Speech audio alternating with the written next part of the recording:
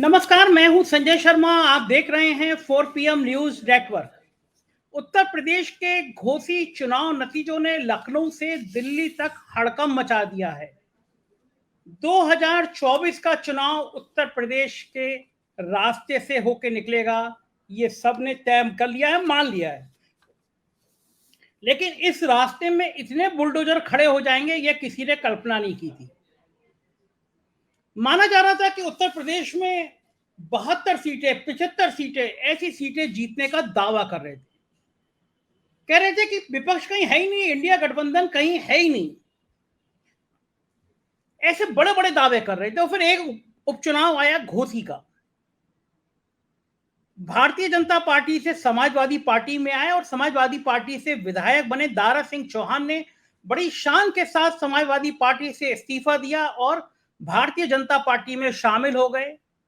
और भारतीय जनता पार्टी ने उन्हें घोसी से चुनाव लड़ने की अनुमति दे दी। कहा चुनाव लड़ो और मंत्री बनो। माना जा रहा था कि दो लाल बत्ती, अब तो लाल बत्ती नहीं है लेकिन प्रतीक के तौर पे आप मान लीजिए कि दो लाल बत्ती तैयार थी, एक ओपी राजभर की और एक माननीय दारा सिंह चौहान की।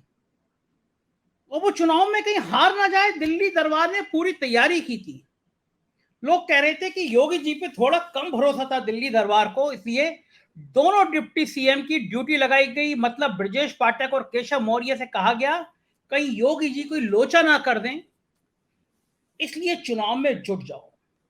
अब आप कहेंगे योगी जी क्यों लोचा कर दें, क्यों चर्चा थी, तो मैं वो चर्चा भी बता दे रहा हूं जो राजनीतिक गलियारों में बड़ी आम थी। वो चर्चा ये थी कि योगी जी नहीं चाहते थे कि ओपी राजभर और दारा सिंह चौहान को पार्टी में लिया जाए। ओपी राजभर मेरे मित्र हैं, बहुत बढ़िया दोस्त हैं, लेकिन बहुत बड़बोले नेता हैं। जब चुनाव चल रहा था तो मैं लगातार जिलों में कवरेज कर रहा था। मैंने ओपी राजभर से इंटरव्यू के लिए टाइम मांगा। उन्होंने अपनी विधानसभा में शाम को 7 बजे मिलने का टाइम दिया मुझे, और एनडीटीवी के बहुत शानदार रिपोर्टर हैं सौरभ शुक्ला, वो अलग कहीं कवरेज कर रहे थे, मैं शायद बनारस में था। दोनों ने को 7 बजे टाइम दिया, उन्होंने गांव में मिले। और ओपी राजभर ने जो इंटरव्यू दिया मुझे, मैंने एक दिन चलाया, तो मैं 1-2 दिन में फिर चलाऊंगा। उन्होंने मुझसे कहा कि हम योगी आदित्यनाथ को उस मठ में भेज देंगे जहां पे भिक्षा मांगी जाती है। मैंने कहा ओपी राजभर जी कुछ ज्यादा ही बोल रहे हैं आप, योगी जी के बारे में ऐसे शब्द बोलना, मतलब कहीं आपको बुलडोजर बुलडोजर। तो उन्होंने कहा उन पे बुलडोजर है तो हम पे पॉपलैंड है, बड़ी मशीन है, हम पे हम चढ़ा देंगे मशीन। लेकिन योगी आदित्यनाथ मठ में तो नहीं लौटे, वो लखनऊ की सत्ता पे काबिज हो गए। और योगी आदित्यनाथ ऐसे बड़बोले नेताओं से कुछ ज्यादा ही नाराज हो जाते हैं। वो उस तरह के नेता माने नहीं जाते हैं योगी आदित्यनाथ, जो दोनों तरफ की चिकनी चुपड़ी बातों में थोड़े स्ट्रेट फॉरवर्ड है, गुस्सैल हैं।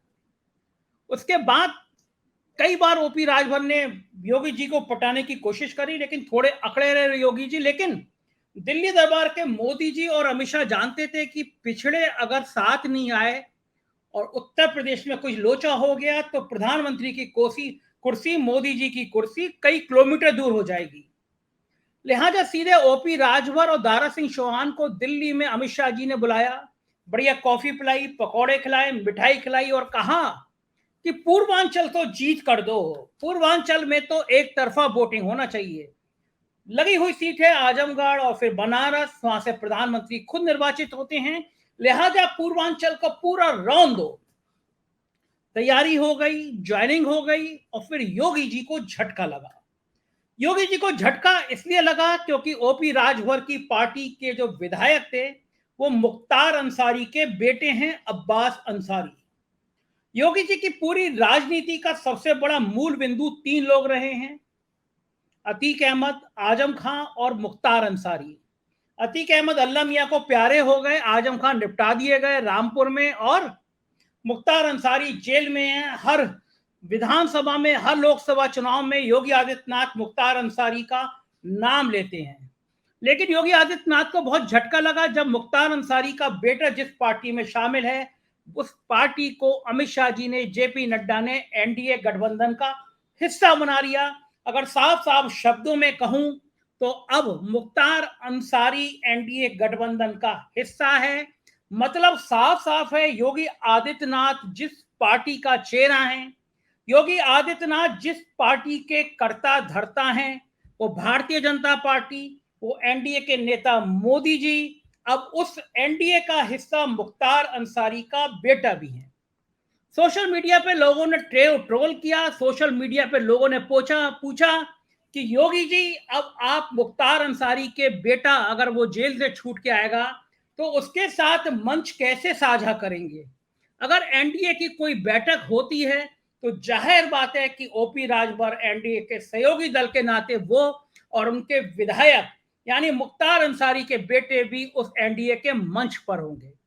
दिल्ली दरबार और यूपी के बीच शीत युद्ध की खबरें कोई मैं नहीं कह रहा, बलिया से बदायूं तक, बदायूं से नोएडा तक, दिल्ली तक, हर जगह ये चर्चा है कि दिल्ली दरबार ने योगी आदित्यनाथ के पर कतरने की कोशिश करी और योगी आदित्यनाथ अब सूद सहित वो, ब्याज सहित वो सब चीजें वापस करना चाहते हैं। भारतीय जनता पार्टी के अंदर भी, विपक्ष में भी और नौकरशाही में भी यह चर्चा है कि अगर 2024 में इतना प्रचंड बहुमत मिला, अगर भारतीय जनता पार्टी 300 सीटें क्रॉस करी तो योगी आदित्यनाथ के भविष्य पर बड़ा सवाल खड़ा हो जाएगा। दिल्ली आराम से योगी आदित्यनाथ जी को निपटा देगी और योगी आदित्यनाथ जानते हैं अगर भाजपा 200-210 के आसपास रह गई, सरकार एनडीए की बनती है तो अगली बार प्रधानमंत्री के उम्मीदवार वो होंगे, वो खुद होंगे, बड़ा हिंदुत्व का चेहरा है, राष्ट्रीय स्वयं सेवक संघ उनके पीछे खड़ा है। ये सारी बातें होती हैं, लेकिन भारतीय जनता पार्टी को सबसे बड़ा झटका घोसी में यह लगा कि ठाकुर और दलित मतदाताओं ने समाजवादी पार्टी के पक्ष में मतदान कर दिया। स्वामी प्रसाद मौर्य के बयान के बाद, रामचरितमानस के विवाद के बाद, सनातन धर्म पर उठे विवाद के बाद, गोदी मीडिया के हिंदू मुसलमान सांप्रदायिकता की आग लगाने के बावजूद भी जब ये कहा जा रहा था कि ऊंची जाति का एक वोट समाजवादी पार्टी को नहीं मिलेगा, ऐसे में ठाकुर अगर समाजवादी पार्टी में चले जाते हैं तो बड़ा खतरा उत्तर प्रदेश में पैदा हो गया है। भारतीय जनता पार्टी को ये बात सब समझ रहे हैं।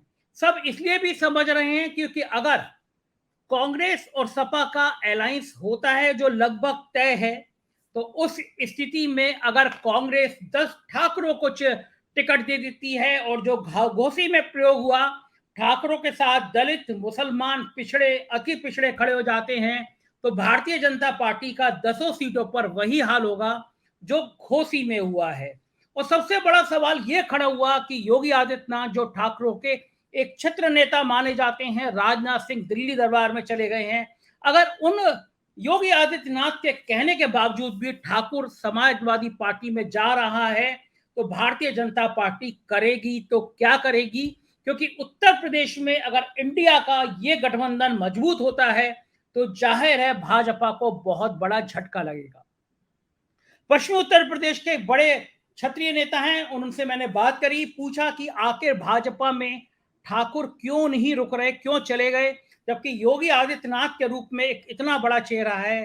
तो मुझे पता चला, पश्चिमी उत्तर प्रदेश और पूर्वांचल के एक बड़े ठाकुर नेता से मैंने बात की, उन्होंने कहा कि पश्चिमी उत्तर प्रदेश से 8 ठाकुर सांसद होते थे, इस बार भारतीय जनता पार्टी ने 2 ठाकुरों को टिकट दिया, एक जीत गया, एक हार गया।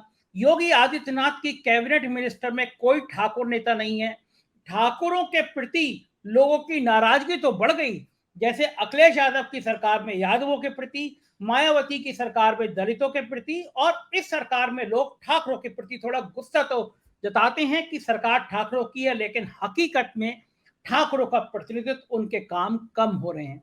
तो ये जातीय संतुलन, ऊंची जाति का संतुलन अगर गड़बड़ाता है तो भारतीय जनता पार्टी कहां खड़ी होगी। और ये जो चर्चा चल रही है तो उसमें ये सवाल हर हालत में उठना स्वाभाविक है कि ये हार किसकी है, योगी की या मोदी की।